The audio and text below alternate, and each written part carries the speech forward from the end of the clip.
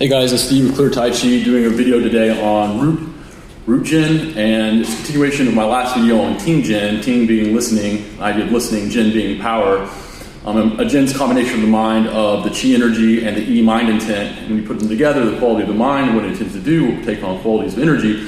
Rooting is absolutely one of those qualities, Ting is one of those qualities. And the reason they go together is because with Ting, if you're listening, like I can listen to the traffic over there, or if I hear like a gunshot, then I'm like, oh, what's happening over there? And my mind, notice how my body kind of carries that direction. Because in traditional Chinese medicine, the mind goes and the energy follows, and then the body follows the energy. So if I was going to feel my heart, notice how my body curves in. And I don't even need my hands, I just have to put my mind there. See how my body's kind of going around that, so I can feel my pulse, I can feel my digestion. And again, the energy is what allows that to be felt.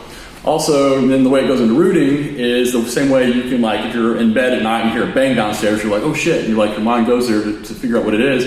Well, you can put it on the bottom of your feet, and now you're starting to ground. You can put it under the ground, and then the energy goes under the ground. So I'm about 10 feet down. Notice how I just started sinking a lot. If you can, probably shouldn't say this with posting this on Reddit, but if you can see auras, you'll see my energy just like explode when I go down. And the question is, how deep can you go? And it takes a level of training. And I tell people, if you can get to 20 feet as a max, your max depth, and then you walk around every day or whatever, it's not down 20 feet, but the fact you can get that low means that next time you root, it'll still be there. If you get to like 10 or 15 feet, maybe you'll forget a week and you'll come back and then it's back to like 2 feet or something like that. So generally you want to try as quick as you can to get about 20 to 30 feet and consistently at your max depth. And then growing it from there is a percentage proportion. So getting from like 30 feet to 60 feet is a double. But once you get to 100 feet, you can get to 200 feet with the same level of effort. So it's exponential. If you do it for years of training, I'm doing this for 9 years. So there's 100 feet, 250, 3, 4. This is where you're going to see my aura go out.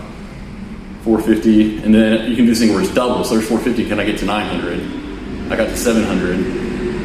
Can I get to 1400? It's like today I can usually get past 1,000, but today I'm not getting, it changes from day to day depending on your body shape. I'm getting it back to about 700 comfortably. And then if you can keep your mind part of the training, can you do the form? Well, see, I already came up to about 300 feet there. And again, it's hard to see this, but if you're able to feel me, you can definitely feel I have more sturdiness, more heaviness, all these qualities of root.